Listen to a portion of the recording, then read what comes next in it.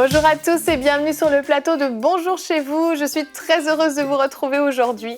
Notre thème du jour est le prix à payer pour entrer dans le plan de Dieu pour ta vie.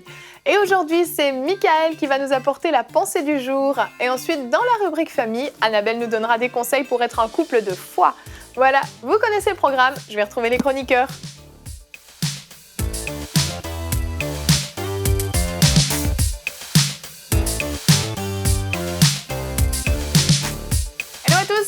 Bonjour. Hello, Evelyn. Hello. Ça va bien? Ça va toi? Bien. Ça va très très bien. Annabelle, tu es accordée au décor, c'est merveilleux. Je sais, c'est moi, bonjour chez vous. Ensemble, vous êtes bonjour. J'aime tellement l'émission, tu vois, que je porte les couleurs de l'émission. Ah, c'est beau. T'es fière de moi? Je suis très fière de toi, tu es ma chroniqueuse préférée. Ne le dis pas aux autres. Ils t'écoutent pas de toute façon. Oh, ça je sais. L'émission va être Jérémy. longue. Quoi? Voilà. Et aujourd'hui, donc, nous allons parler du prix à payer. Il y a un prix à payer pour entrer dans ces plans que Dieu a formés sur notre vie, dans cet appel que Dieu a formé sur nous. Et le prix est plus ou moins grand selon nos vies, selon de là où on vient, selon la grandeur de notre appel. Et on en parle tout de suite dans la pensée du jour.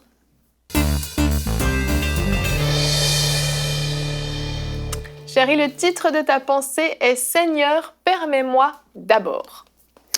Oui, ces paroles, on les voit dans Luc au chapitre 9. « Seigneur, permets-moi d'abord », c'est les paroles qu'un jeune homme va répondre à Jésus lorsque Jésus va l'appeler et va lui dire « Suis-moi ». Ce jeune homme va dire « Seigneur, permets-moi d'abord d'aller ensevelir mon père ». Jésus va lui répondre « Laisse les morts ensevelir leurs morts, toi, va annoncer le royaume de Dieu ». Imaginez quelle opportunité cet homme avait. Ce jeune homme, le Seigneur Jésus, lui offre de devenir un gagneur d'âme formé à ses pieds. Et la Bible laisse sous-entendre que cet homme n'est pas entré dans sa destinée à cause de 3 petits mots qui sont lourds de conséquences. « Permets-moi d'abord ». Frères et sœurs, tellement de fois, nous sommes comme ce jeune homme. Et le Seigneur nous appelle face à l'urgence de son appel, face à l'urgence de son invitation, face à l'urgence de la prière, face à l'urgence de la consécration, face à l'urgence de l'évangélisation, face à l'urgence de ce qu'il a mis sur ton cœur, face à l'urgence de cette action que tu dois poser, ces actions que tu dois faire pour l'évangile. Nous répondons, Seigneur, permets-moi d'abord. Permets-moi d'abord de terminer mes études, Seigneur. Permets-moi d'abord de me marier. Permets-moi d'abord d'avoir une belle maison. Permets-moi d'abord de gagner plus d'argent. Permets-moi d'abord d'arriver à une autonomie financière. Permets-moi d'abord de régler ce problème. Permets-moi d'abord de finir la scolarité de mes enfants. Et ainsi de suite, jusqu'à permets-moi d'abord d'arriver à la retraite. Et finalement, les années passent. Et la triste réalité, c'est que on meurt au cimetière, on emporte au cimetière avec nous cet appel que Dieu avait mis sur notre cœur à cause de ces 3 petits mots. Et ce qui est étonnant de voir, c'est que en fait, on est en train de, par ces petits mots, de rentrer dans le jeu du diable, parce que le bon moment qu'on attend n'arrivera jamais. Pour la chair, le bon moment n'arrivera jamais et le diable le sait. Et il nous fait entrer dans ce jeu qu'on appelle la procrastination, c'est-à-dire remettre à plus tard l'appel de Dieu, l'invitation du Seigneur Jésus.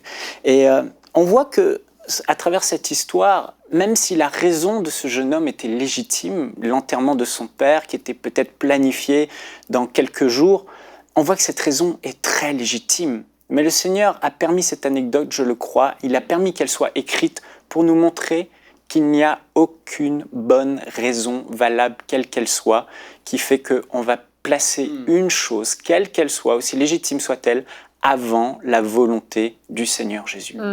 Écoutez-moi bien, frères et sœurs, si réellement nous avons fait de Jésus-Christ le Seigneur de notre vie, ça veut dire littéralement que notre vie ne nous appartient plus, mais qu'on la lui a donnée.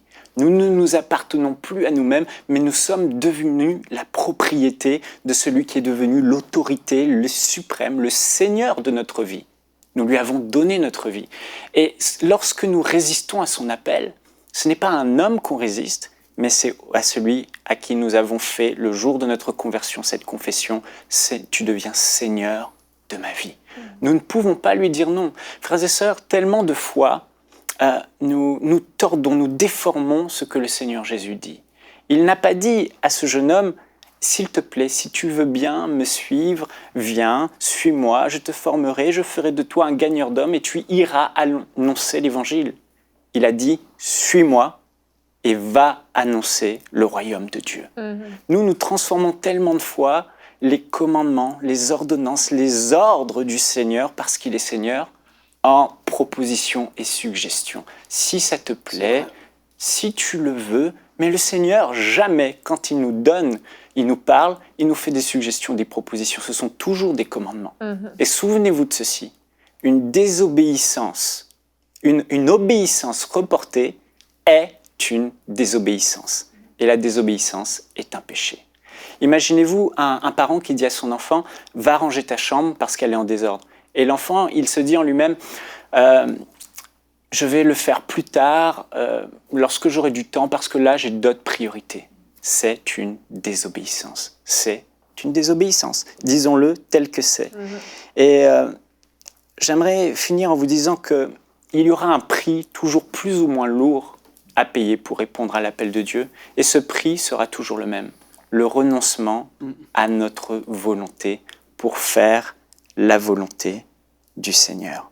Sa volonté est prioritaire à toute autre chose, car il est Seigneur de notre vie. Nous existons pour lui, nous vivons pour lui, nous lui appartenons. Et un jour, il dira devant son Père et devant ses anges, « Ils sont miens, ils m'appartiennent. » Et on doit être, quand le Seigneur nous appelle, quand il met cette urgence sur notre cœur, cette invitation, ce commandement, on ne doit pas être comme ce jeune homme à dire « permets-moi d'abord », mais on doit être comme Pierre et André, que le Seigneur a appelés. Et le Seigneur leur a dit la même chose. « Suivez-moi et je ferai de vous des pêcheurs d'hommes. » Et regardez bien ce qui est écrit. Aussitôt, ils laissèrent les filets et le suivirent. Frères et sœurs, ne répondons plus jamais à celui à qui nous avons donné notre vie et fait de lui le Seigneur de notre vie. Ne lui répondons plus jamais, Seigneur, permets-moi d'abord. Mais disons-lui plutôt immédiatement, Seigneur, je vais poser un acte d'obéissance. Je vais faire un premier pas d'obéissance et faites ce premier pas d'obéissance, quel qu'il soit. Peut-être une prière, peut-être une consécration plus grande, peut-être vous commencez à vous former, mais surtout, réagissez immédiatement à l'appel de Dieu. Ce n'est pas à un homme que nous répondons, mais c'est au Seigneur de notre vie, le Seigneur Jésus-Christ. Amen, amen. Merci beaucoup. Ce sont des messages qui ne sont pas forcément très populaires, hein. Le renoncement à soi, généralement, on n'aime pas forcément entendre ce genre de message parce que ça vient un peu mettre le doigt sur certaines choses. Tous, on écoute ce genre de message et puis on pense à une chose, on pense à une autre et puis on préfère les messages qui nous parlent de succès, qui nous parlent de prospérité, de bénédiction, de s'améliorer, d'être plus comme ci, plus comme ça. Mais en réalité, le message du renoncement à soi est le premier message de l'évangile parce que dès le moment en fait où on prend cette décision de marcher avec le Seigneur, de lui donner notre vie, c'est un renoncement à soi. Et je vais vous le prouver avec le verset du jour qui est dans Luc 14 au verset 33. Oui, Annabelle, tu rigoles. Quiconque d'entre vous ne renonce pas à tout ce qu'il possède ne peut être mon disciple, à tout ce qu'il possède. Alors, est-ce que ça signifie que quand on vient à Christ, on vend notre maison, on vend tous nos biens, on laisse nos enfants à l'orphelinat et on abandonne notre mari et notre femme et on suit Christ? Non, pas du tout. C'est ça que Jérémie a vécu, ouais, c'est ça? Non, Jérémie. Non, c'est pas ça que ça signifie. Mais ça nous parle ici d'un renoncement de cœur. On se donne tout entier. On est prêt à tout sacrifier, à tout perdre pour suivre le Seigneur. Et s'il y a certaines choses dont on doit se débarrasser, si on doit peut-être changer de pays, si on doit peut-être renoncer au fiancé ou à la fiancée avec qui on pensait se marier, ben on y renonce parce qu'on donne tout, on donne toute notre vie entièrement au Seigneur. Et moi, j'aime cette notion du renoncement dans les paroles de Jésus. Oui, ça, on sait que tu aimes ce message sur le renoncement. Ces paroles sont présentes et en fait, Jésus, c'était une grande partie de son enseignement. Je pense que ça, en fait, c'était la fondation. Oui. Et sur cette fondation, il construisait, il bâtissait, il parlait de divers sujets. Mais ce genre de versets, on les retrouve partout en fait, dans les évangiles. Si quelqu'un, par exemple, met la main à la charrue, mais il se retourne en arrière, il n'est pas bon pour le royaume de Dieu. C'est le verset qui suit après que ce jeune homme ait dit voilà. « Laisse-moi d'abord ». C'est le verset suivant. Si quelqu'un renonce pas à son père, à sa mère, même à ses enfants, pour moi, il n'est pas digne de me suivre. Et si quelqu'un veut venir après moi, qu'il se charge de sa croix, il faut que la graine de blé tombe en terre et qu'elle meure. Celui qui perd sa vie à cause Là, de c'est moi. Annabelle, Donc, en on fait- peut plus, arrêtez. Tu dois renoncer, Annabelle. Ah non, mais j'ai le prédicateur à la maison. Et en Tous fait, les matins, il lui dit... c'est une fondation. Renonce à ta vie, ma femme. Ça doit être une fondation dans C'est la vie, vrai, le renoncement. vraiment. Parce qu'en fait, c'est ce renoncement aussi qui va nous donner une véritable joie. Oui. Tu as parlé de ces messages auxquels on aspire parfois dans les églises de prospérité, etc. Mais la véritable prospérité, on le voit avec le jeune homme riche, c'est pas celle de l'argent, c'est celle de connaître Dieu. Et quand on connaît Dieu, qu'on fait passer Dieu en premier, là, il nous rend prospères, mais pas une prospérité comme on peut l'imaginer ou naturelle. C'est une prospérité divine, où on peut être comme Joseph et il nous arrive des mauvais coups, on nous fait du mal, injustice, mais finalement il nous fait prospérer. Ou alors, comme Isaac, il nous fait semer en plein désert, en pleine famine, nous récolte. En fait, on entre dans le surnaturel. Oui. Le renoncement, c'est une bénédiction. Pas sur le coup, ça Non. paraît triste, mais après, c'est vraiment une bénédiction. J'ai de quoi à dire, Evelyne. Ben, ça tombe bien, on Eh ben. attend tout ce que tu parles. Hey man, qu'est-ce que Jérémie a dit, c'est exactement ça. Puis tu as dit, moi, tu vois, personnellement, j'aime pas des messages forcément de la bénédiction. Je crois que c'est biblique. Dieu veut nous bénir. Mais tu vois, non, mais je suis sérieux. Je suis d'accord. Je suis... T'as je les ne bons reche- chroniqueurs là pour Ah, c'est l'émission. clair, Je J'ai bien ne- choisi, hein. je suis pas, je veux dire, je me crois pas à un niveau, mais c'est pas ça qui fait que ma foi est vivante. C'est de renoncer à soi-même. Ça va se passer dans l'intimité avec Dieu. Pour moi, ça revient beaucoup à ça. Quand tu te rapproches de Dieu, dans l'intimité, tu le connais davantage, tu lis sa parole, tu viens qu'à... La vraie joie dans la vie, c'est de faire ce qu'il te demande. Oui. Au-delà de toutes les voitures, de toute la prospérité, la bénédiction, c'est éphémère. Faire la volonté de Dieu dans ta vie, c'est ça qui te produit la vraie joie et qui fait que tu as envie de vivre ta vie. Pour moi, c'est ça. Et puis, tu vois, même ma femme et moi, on est dans des saisons où est-ce qu'on prend des décisions. Et puis, c'est tellement glorieux de pouvoir suivre Dieu. Même si ça coûte quelque chose, dans l'instant même, c'est rien dans l'éternité et de la joie qui t'attend lorsque tu vas le servir de tout ton cœur. C'est rien. Et puis oui, parfois, c'est plus difficile de le faire, mais je reviens à ce que j'ai dit.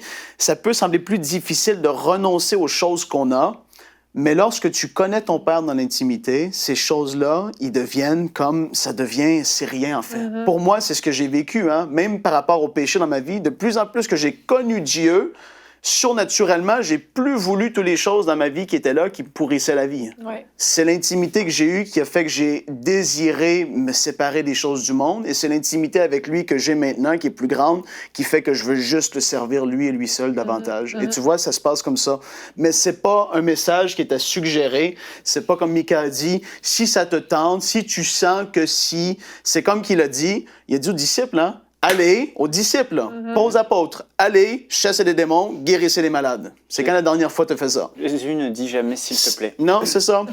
Et puis, non, mais je suis sérieux. Il avait dit dans Luc 10, aux 70 autres disciples, Oui. allez, faites ces choses. C'était pas une suggestion. Et c'était pas à des apôtres ou à des gens. Jésus était clair. Fais ces choses-là. Tu es mon disciple, tu dois faire ces choses-là. Et puis ça, c'est un message qui est dilué davantage aujourd'hui parce que c'est des messages qui vont plus plaire à la chair ou c'est parce qu'on ne sait pas comment manifester la puissance ou on veut pas mourir à soi-même quand on va faire ces choses-là. On a peur d'avoir l'air des imbéciles ou quoi que ce soit. Jésus a dit, t'es mon disciple, tu fais ces choses-là. Oui. Et puis ça, c'est un message qui est radical, mais c'est ce que Jésus a dit. C'est la parole de Dieu. Tu veux essayer de parler? Tu t'étouffes? Ouais, j'ai un petit chat dans la gorge. Mais j'aimerais dire plus loin que disciple. Ce n'est pas juste... Les gens se disent, bon, moi je suis enfant de Dieu, je ne suis pas disciple. C'est pas ça. L'apôtre Paul va dire que ce qui nous sauve, c'est si tu confesses Jésus-Christ, que Jésus-Christ est Seigneur, Seigneur de ta vie. Pierre dira, notre Seigneur et notre Sauveur. Donc, le jour où nous nous convertissons, nous lui donnons notre vie, donc nous faisons de Jésus l'autorité sur notre vie, le Seigneur. Ouais. La Bible dit qu'on meurt à ce moment-là, et ce n'est plus nous qui vivons, mais on vit C'est Christ qui vit en nous. C'est à travers le Seigneur qu'on vit parce que finalement, il est devenu, le jour de notre conversion, le Seigneur de notre vie. Et aujourd'hui, beaucoup d'enfants de Dieu se disent, moi, Jésus, c'est mon sauveur. Mais ils ne sont plus dans cette dimension où leur cœur était touché, ils ont donné leur vie à Jésus pour faire de Jésus leur Seigneur. Mais Jésus, il est mon sauveur et mon Seigneur, disait Pierre. Et quand le Seigneur va voir qu'il est réellement le Seigneur de notre vie, il nous laisse beaucoup de liberté tous les jours, il nous laisse faire ce qu'on veut. Mais à un moment donné, le Maître, le Seigneur vient. Et il vient en nous appelant à faire quelque chose. C'est le thème de l'émission. Il va nous dire de faire quelque chose. Et c'est là que tout se voit. C'est là qu'aux yeux de Dieu, tout se joue. Ok, tu fais ta vie, je te bénis, tu es bien, mais à un moment donné, à plusieurs moments donnés, je viens et je te dis, maintenant, suis-moi dans telle direction, fais ça. Et là, nous, on dit, comme je l'ai dit, permets-moi d'abord, ou on trouve des échappatoires. Oh, Dieu m'a-t-il réellement dit? Alors qu'au fond de nous, on sait, la parole nous a touchés, la prédication nous a touchés, cette émission nous a touchés. On sait ce que Jésus nous demande.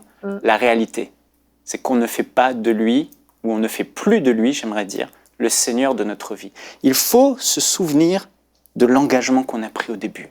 Ce n'était pas juste Seigneur Jésus, mon Sauveur, c'était Seigneur Jésus, mon Sauveur, et mon Seigneur, ma vie ne m'appartient pas. Donc face à l'appel de Dieu, le prix à payer, c'est le même prix qu'on a décidé de payer le jour où on s'est donné au Seigneur, c'est le prix de notre vie. Elle n'est plus à nous. Amen. Donc, ce qu'il nous demande de faire, on doit poser un acte d'obéissance et obéir. Ça, c'est vrai que ce qu'il dit, c'est important de mettre le doigt dessus. Dieu nous connaît, il sait où est-ce qu'on est rendu dans la vie aussi. Et ça, c'est important de le faire. Dans cette histoire-là de ce jeune homme-là, c'était tout de suite, il est allé vers Jésus, ça s'est passé comme ça. Pour d'autres personnes, c'est important de le dire. Par contre, il ne faut pas passer la vie à côté, mais tu te donnes au Seigneur, tu progresses dans ta foi. Et là, oui, en effet, à un moment donné, Dieu, comme tu l'as dit, Mickaël, il vient frapper, là, il dit, il est temps que tu fasses ça. Il est temps que tu te déménages, il est temps que tu fasses ci ou ça. Et puis, il sait où est-ce qu'on est rendu. Et vraiment, il est rempli d'amour et de bonté. Et quand il nous demande quelque chose, c'est parce qu'il le sait qu'on est capable de le faire. Mais en fait, c'est nous qui résistons à l'appel parce que ça nous coûte, souvent, ça va être du matériel. Mais il sait qu'on est rendu à un endroit où est-ce qu'on est capable d'accomplir cette chose-là. Il ne viendra pas cogner ou frapper à la porte si tu ne serais pas capable. Puis il est gracieux dans ces saisons-là. Il sait quand il veut nous demander quelque chose. Et là, c'est là qu'il faut mourir à soi-même et vraiment dire oui. Exactement. Ouais. Souvent, on a été impressionné par le renoncement de certaines personnes, l'obéissance de certaines personnes, en disant « Ah ouais, c'est vraiment un homme de foi, c'est vraiment une femme de foi. » Mais j'y pensais dernièrement et je me disais, en fait, il n'y a aucune gloire à avoir été obéissant. C'est juste normal, c'est juste la base de ce qu'on doit faire. Obéir. On est sur cette terre pour lui obéir et faire ce qu'on doit faire. L'apôtre Paul a donné la définition du chrétien. Il a dit, le chrétien, ce n'est plus celui... Et si Christ est mort pour nous, nous ne vivons plus pour nous-mêmes, mais nous vivons pour celui qui est mort et ressuscité pour nous. C'est ça, être un chrétien. Je vais me permettre la conclusion, Evelyne. La conclusion, mais en fait, nous n'avons pas encore fini. Oui, mais c'est la rubrique d'Annabelle, on peut la manger. Un homme de réveil qui a dit que... Tu vois, Annabelle, d'être une seule femme sur le plateau, c'est compliqué. Il y a moins. C'est ça, le privilège d'être présidente. Un homme de réveil a dit, on ne va pas tous mourir persécutés à cause de l'Évangile, mais on devrait être tous prêts à le faire. C'est ça. Très beau mot de Et conclusion. c'est celui qui a dit qu'on souffrira pas tous, mais qu'on devrait tous avoir la mentalité de la souffrance. Ah, peut-être. Finalement, oui, c'est le même. Tu as dit ce que j'ai dit en une phrase. Mieux dit, c'est ça? Mais c'est vrai. C'est ça. Donc, le renoncement, on a, je pense, bien creusé le thème, on a bien compris. Je peux dire autre chose? Non, c'est Et en fait, tu l'as dit, Frank, avec ta femme, vous êtes dans une saison justement de ce type-là, et on voit que c'est souvent des moments qui se passent en couple aussi. Il y a des décisions, une fois qu'on est marié, le renoncement implique son épouse, son époux, parce que on ne fait qu'un, et puis on œuvre pour le Seigneur ensemble. Et Annabelle, tu vas nous donner des points pour être justement ces couples de foi qui n'ont pas peur de renoncer à tout dans la rubrique famille.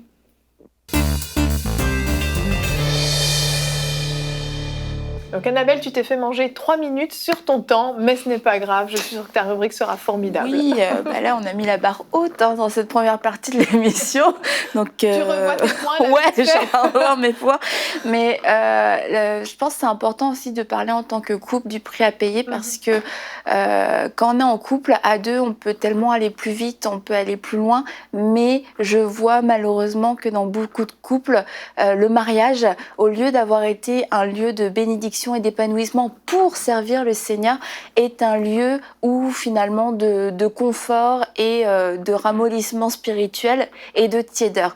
Or, on devrait être l'un et l'autre en train de s'encourager, se dire non, le Seigneur t'a parlé, on va le faire, mais on voit qu'il y a beaucoup de tensions, d'hésitations dans les couples et que malheureusement, il y a vraiment beaucoup de gens qui voient leur appel ou qui reprennent la parole que Jésus leur adresse, viens et suis-moi, un peu à la baisse. Oui.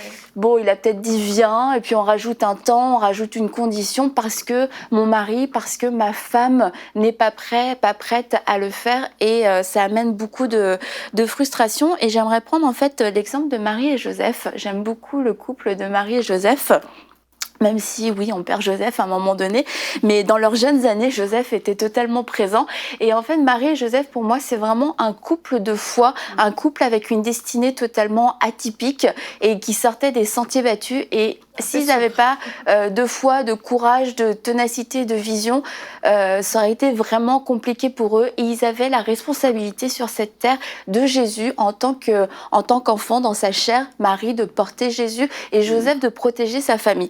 Donc, Marie et Joseph, pour moi, comme j'ai dit, c'est vraiment un couple de foi et on voit qu'ils ont chacun fait leur part. Ils ont premièrement répondu à l'appel de Dieu. Répondre à l'appel de Dieu, c'est même en couple, c'est que l'un et l'autre, de façon individuelle, on doit le faire parce que, comme j'ai dit, ça va tout le temps créer un déséquilibre. Et puis, on voit que Marie a reçu la visitation de l'ange et elle a dit, Marie, je suis la servante du Seigneur, qu'il me soit fait selon ta parole, et l'ange la quitta. Ça, c'est ce qui s'est passé pour Marie de son côté.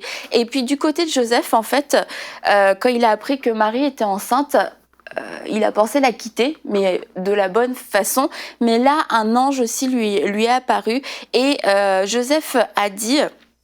Ah non, Joseph n'a rien dit, mais attendez, je suis perdue. Ah voilà, à son réveil, Joseph fit ce que l'ange du Seigneur lui avait ordonné et il prit sa femme chez lui. Parce que l'ange lui avait dit, ne quitte pas Marie. Et là, on voit que Joseph a aussi fait sa part. Il a dit, ok, Marie a eu sa visitation, Marie enceinte, on comprend pas trop comment, pourquoi, mais apparemment, c'est la volonté de Dieu et je réponds à l'appel de Dieu. Marie a répondu à l'appel de Dieu, Joseph a répondu à l'appel de Dieu et à ce moment-là, il a pris sa femme chez lui. Et à ce moment-là, commence leur destinée commune où ils vont servir avec foi le Seigneur dans leur appel qui était totalement spécifique. Et moi, je me rappelle qu'une fois, on était allé voir un homme de Dieu, je l'ai déjà raconté, mais on avait prié, tout ça. Moi, j'avais trouvé ça un petit peu long et visiblement, il l'avait ressenti, il l'avait compris. Et il m'a dit, bah peut-être. Et il m'a dit... ma fille, ne sois pas la jambe courte de ton mari. On aime beaucoup Chantal Gounod. Arrête. Mais sur le coup, je m'étais dit, waouh, ça calme. Mais ça m'a encouragée en fait. Je ne dis pas, ma fille ne soit pas la jambe courte de ton mari. Et parce que on marche ensemble. Et puis si tu as une jambe courte, si ta femme est ta jambe courte, tu boites et t'es ralenti. Oui. Oui, c'est ça, tu trébuches. Voilà, exactement. Et pourquoi vous avez l'air si content qu'elle raconte cette anecdote? Vous êtes méchant. Parce qu'elle a bien changé depuis. Mais comment tu l'as vécu pour de vrai? C'était difficile, sur le coup, ça m'a un peu calmée, mais d'un autre côté, je me sentais déjà un peu comme une jambe courte de toute manière. Mais vraiment, sa parole, et peut-être que si quelqu'un d'autre me l'avait dit avec d'autres motivations, peut-être que ça aurait produit autre chose.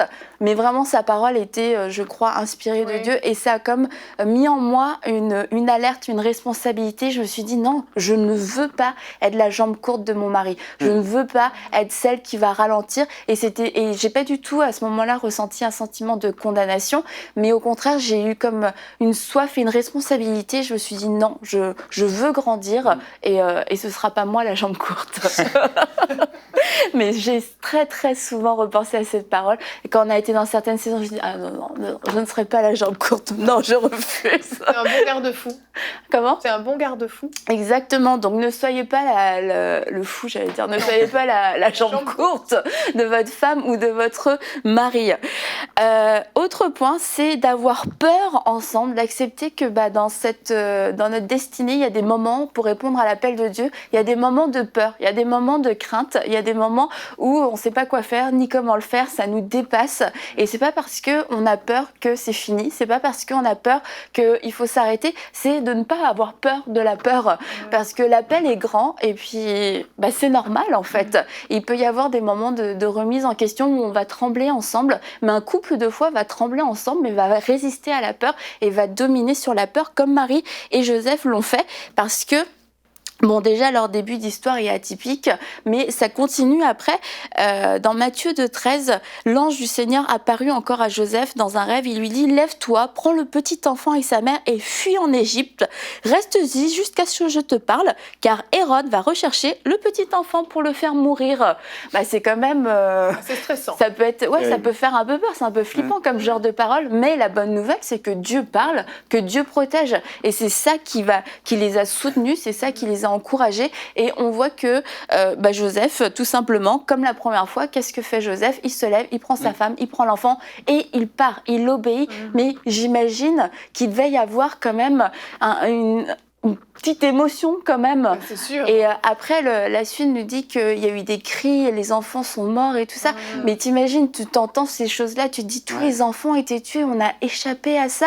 Tu te tiens la main et tu te dis mais merci Seigneur parce que tu nous as protégés, tu nous as gardés. Et pour eux, leur appel spécifique, on comprend que c'était Jésus.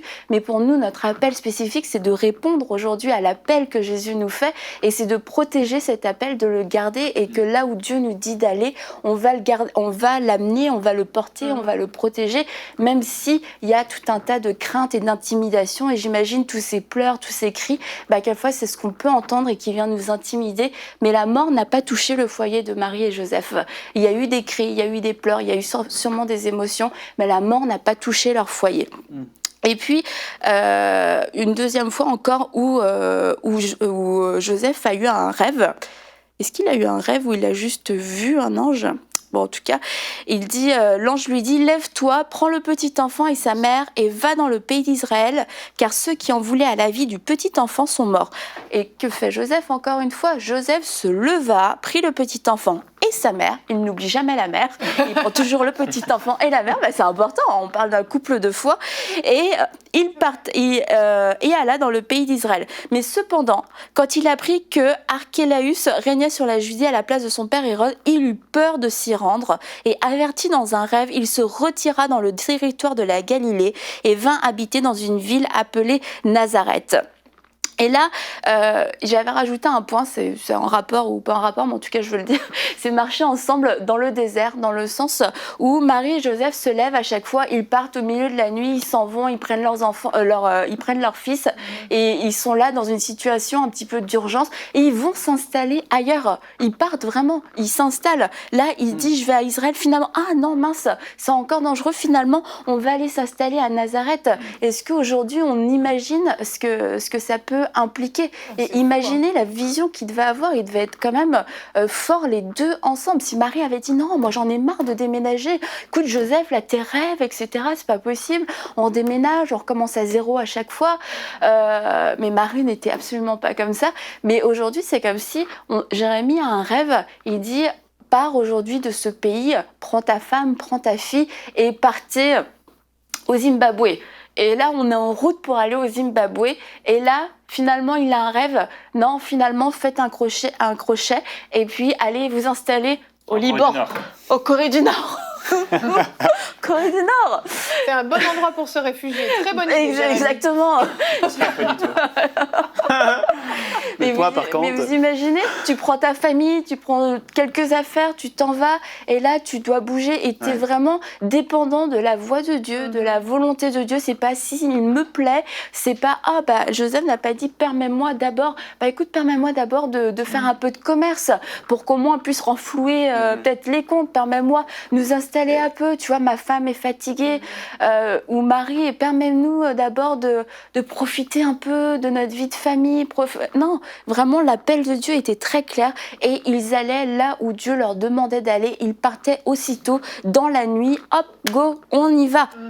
Donc marcher ensemble dans le désert, quelquefois c'est marcher ensemble dans des saisons où on n'est pas arrivé à la destination finale, on connaît pas toutes choses et il y a des moments de sacrifice, mais on marche ensemble dans le désert et on marche ensemble dans la foi et non pas dans une attitude de murmure. Bon, on n'a qu'à faire demi-tour comme le peuple d'Israël, on n'a qu'à retourner en Égypte, mais vraiment avec cette attitude de foi.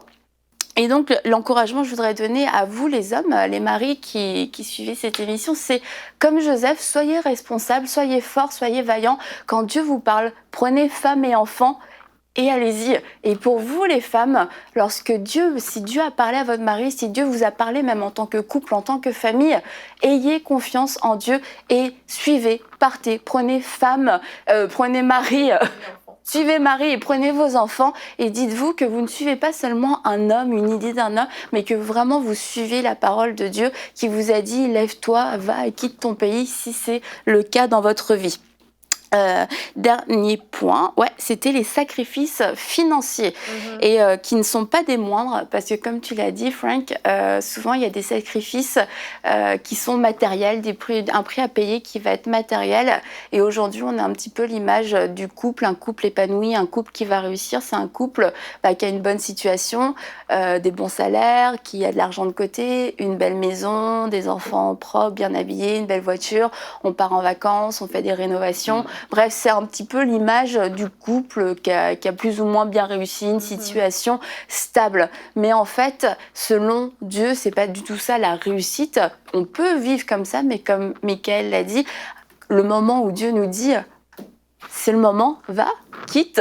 Est-ce qu'on est prêt à quitter voiture, pays, pas enfant forcément, mais maison, etc., travail, et notamment un travail, il y a beaucoup de gens, beaucoup de couples, c'était le temps d'aller servir Dieu, c'était le temps de quitter un emploi, le temps de quitter la sécurité de l'emploi pour pouvoir servir le Seigneur, et c'est tellement dommage de rester dans un emploi, un poste de fonctionnaire, parce qu'il y a la sécurité du travail, t'as même pas de possibilité de promotion, t'as rien du tout, t'as aucun avenir, c'est juste la sécurité qui te motive et t'es là en train de juste de mourir à petit feu sur ton siège, sur ton fauteuil tous les jours de ta vie. Tu vas de rénovation en rénovation, t'as fait ta cuisine 5 fois, t'as refusé de partir en mission parce que ah oui mais j'avais ma maison, ta maison tu l'as refaite 5 fois et il y a tout le temps cette lassitude, il y a tout le temps ce désir de vivre plus et puis on va en tant que couple, on peut d'un seul coup on se regarde, tu sais, on s'ennuie, peut-être que finalement c'est notre couple qui va pas bien, mais un couple qui fait pas la volonté de Dieu, c'est un couple qui est en train de moisir sur lui-même en fait finalement parce que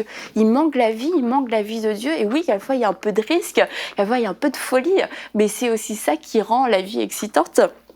Et il y a des gens, malheureusement, on voit un couple dans la Bible qui s'est mis d'accord, mais sur de la mauvaise façon, Ananias et Saphira.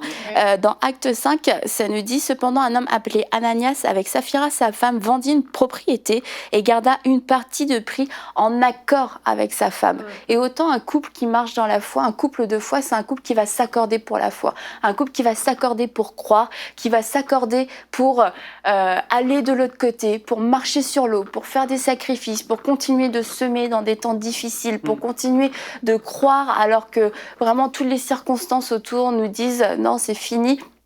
Continuer de persévérer, mais il y a aussi des couples qui se mettent d'accord pour garder une partie de leur vie. Et eux, ils ont gardé une partie d'argent, mais des couples se mettent d'accord pour garder une partie de leur vie. On garde au moins notre retraite. Au moins notre retraite, on va aller s'installer dans tel pays. Non, c'est pas la peine de prier, imagine que Dieu soit pas d'accord, c'est notre rêve. On a travaillé toute notre vie pour ça. Ouais, voilà. Et ça peut être des petits morceaux dans notre vie, des petites zones dans notre vie que en tant que couple, on décide de garder, qu'on ne remet jamais devant le Seigneur. Et leur fin est tragique.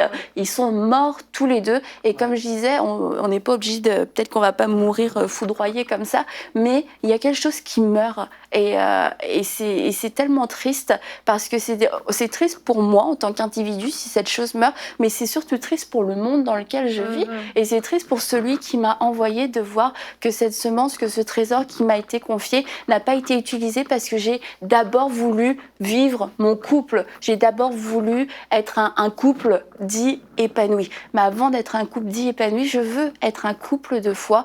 Et puis...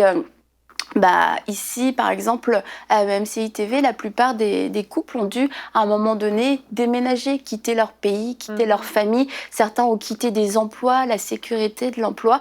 Et ça, ce sont des pas de foi. Mais pourquoi ? Pour servir le Seigneur, pour répondre à l'appel de Dieu. Et c'est impossible de mener notre petite vie tranquille, un petit train, un petit train-train, etc., ne pas être dérangé. Si on veut faire la volonté de Dieu, il y a un prix à payer. Ce prix à payer, on peut le payer en couple et ça coûte 2 fois plus cher, mais ça rapporte 2 fois plus et c'est tellement une grande joie de servir le Seigneur en couple.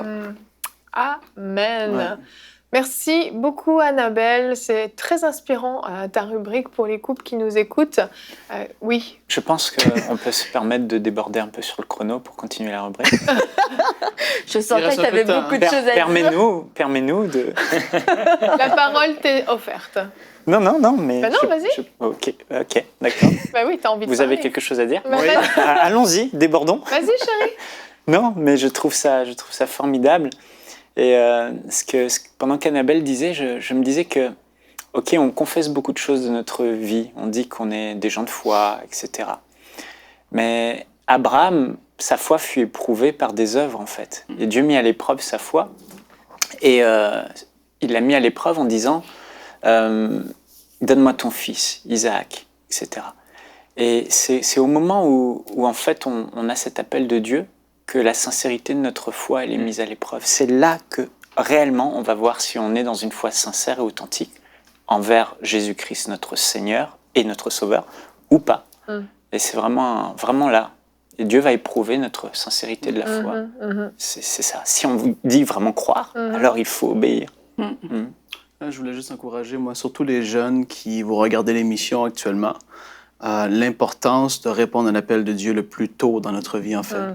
Parce que beaucoup vont se dire, Dieu, je le sais, admettons, un jeune homme, il sent il est appelé à être un pasteur, puis il dit, j'ai une belle opportunité d'avoir un bon travail, tout ça, je vais construire ma vie, je vais m'acheter ma maison, je vais faire toutes ces choses-là.